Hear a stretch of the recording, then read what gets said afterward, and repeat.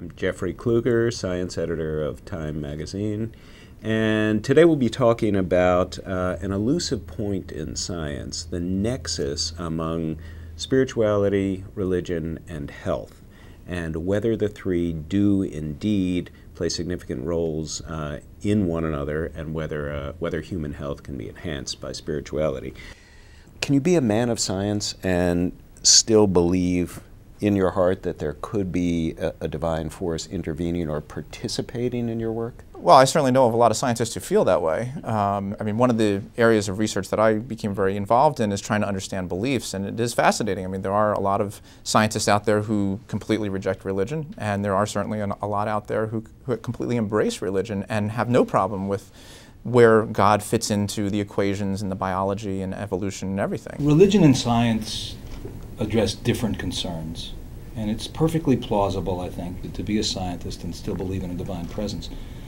But that doesn't mean that your belief in the divine presence finds its way into your science. The real issue for us is to try to look at data and try to interpret it carefully. And some of the research that I've done, if you're doing a brain scan of somebody who experiences being in God's presence, basically that's showing you what's happening in the brain when they have the experience. It doesn't necessarily reduce it to just what's going on in the brain, and it also doesn't necessarily prove that the person was actually in God's presence. I frankly think that there's nothing that science can do that can contribute to religion. And I think it's a fatal flaw to think that you can use the methods of science to learn something meaningful about religion. But certainly can't the tools of science be used to teach us about the subjective experience of religion, as Dr. Newberg is describing with brain scans and the like, and teach us something about how we process it? Let me ask you a different question. Would it be meaningful if we did a brain scan of someone went before and after eating cheese? And I'm really glad to have you here, because I don't understand the value of developing beautiful images, very appealing, aesthetic images of brain scans of people engaged in various religious experiences. I don't see the value any more than imaging people while eating cheese. There's a seductive appeal about neuroscience explanations that there must be something significant here because you can see it in a brain scan. I mean, to my view, part of why it's valuable is simply for the understanding of how the mind works. These are obviously very complex processes that have affected human beings for thousands of years. And I think, I mean, personally, I find some value in understanding what's happening in the brain and how do we match those up to those different cognitive processes. So I think it's more of a knowledge issue rather than necessarily a purely practical one. Reverend Handzo, how do you respond to that? I think, there might be a broader question. I mean, are we infatuated with scientific explanation of any kind? I have debates with my medical colleagues a lot who I worked in cancer care for a long time. And there's anything that if you give a drug and it's supposed to work in 6 months and 3 years later you get a remission, that's called a late effect. And I've said to my oncologist colleagues, well, why is that not a miracle? What evidence do you have? Because you have no evidence that this is a late effect. It's just what you're putting on it. Tell me that that's not a miracle. Dr. Sloan, you've spoken somewhat uncompromisingly about studying the effect of remote prayer on healing and described it as a fool's errand. Do you feel spirituality has no role at all in improving human health? I don't think anybody disputes the fact that religion and spirituality provide comfort to people in times of difficulty, whether it's health-related or otherwise. I don't think that it's any business of medicine.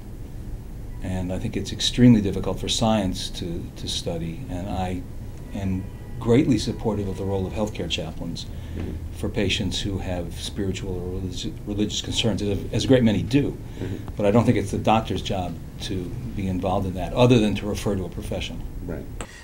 Reverend Handzo, how do you respond? Well, I think, I would only say that the doctor needs to do, as he said, enough to be able to make a referral, and that there is a limit. That the physician's job, as Dr. Sloan pointed out correctly, is to discover where the problem is and get it pointed in the right direction. I'll be idealistic for a moment. I would love to see the practice of medicine be a team event. I mean, it really a physician is obviously most qualified to deal with the medical problem that the person's facing, but you get this in hospitals a little bit more so than you do in private practice, because private practitioners tend to be on their own. But in a hospital setting, you can have a team where you can bring in somebody from pastoral care to talk to them about that. You can bring in a social worker to deal with the social issues, a therapist if you need be, and then just like you hope that they as a family are going to make a decision, you as a team can make a decision, and then that way you have the best way of optimizing what I think are really the four dimensions of the person, the biological, the social, the psychological, and the spiritual, and then you're dealing with all of those issues. But given the limited resources and the time and all the cuts that hospitals these days are making, obviously that gets harder and harder to do. We don't always have an opportunity to do that, and then that's where we run into a lot of dissatisfaction with the medical community because the doctor had 5 minutes to talk to the patient, and they weren't nice and they weren't anything, and then the patient doesn't feel like they even know what's going on. It seems to me that that this might be a good place to stop, and we're all in agreement. We're all in agreement. And the idea also of collaborative care, I think, is a consensus that we can reach. The idea that you have a team, and there's a place for the chaplaincy, and there's a place for brain scans, and there's a place for the oncologist, and everybody comes together. And it may be a little utopian, but it's certainly something nice to shoot for. I think it's not utopian at all. I think if we concede that it's utopian, then we don't get there. Then we concede it's definitely done, but it just needs to be done more. Right. Yeah, there are models, but the system is not designed to promote it, and I think we all agree it's a goal to aspire to. Yes. Terrific. Well, thank you, gentlemen. It's been terrifically illuminating. Thank you. Thank you.